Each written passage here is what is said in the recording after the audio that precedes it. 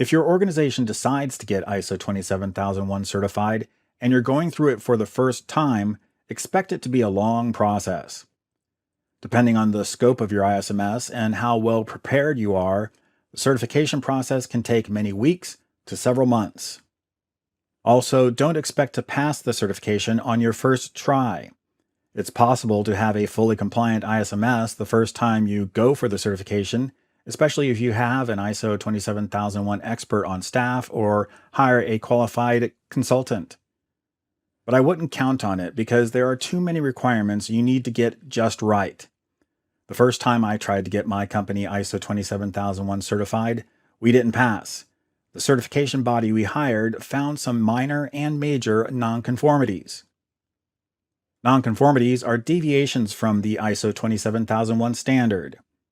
Minor nonconformities are not significant deviations from the standard and won't cause you to fail a certification. Major nonconformities, on the other hand, are serious deviations from the standard and must be corrected in order to get certified.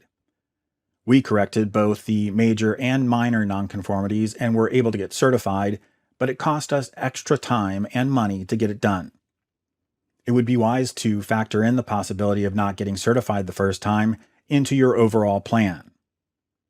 Many certification bodies offer pre-certification consulting where they work with you to get you as prepared as possible before the certification audit. This costs extra, but it may help you avoid the cost and hassle of not passing the audit the first time. The cost to get your organization ISO 27001 certified can vary based on many factors, including the gaps between where you are now and full compliance. Depending on where you're starting from, you may need to hire staff or consultants, buy missing technology, etc. If you have a lot of gaps, these costs can be significant. The certification body you use. Different certification bodies have different rates they charge for the certification review. It pays to shop around, especially if you're on a budget.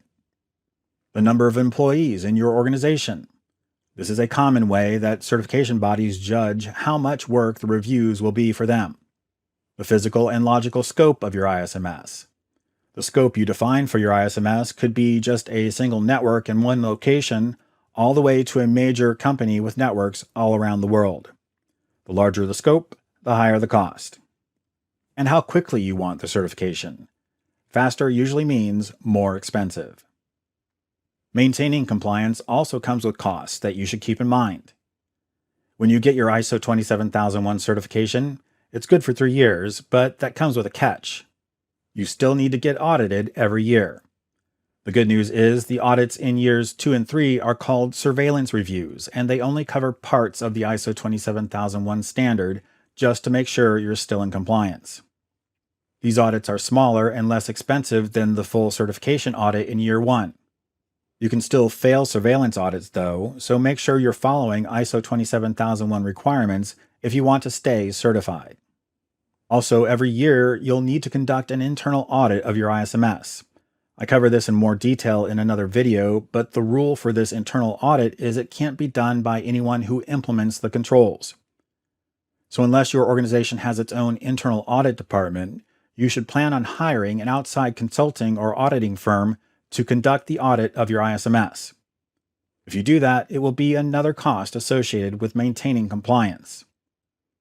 It's important that your organization knows about these ongoing costs and that the ISO 27001 certification isn't just a one-time cost. Once certified, your organization will receive an actual certificate, which you can show to outside parties and prove that your ISMS complies with requirements of ISO 27001.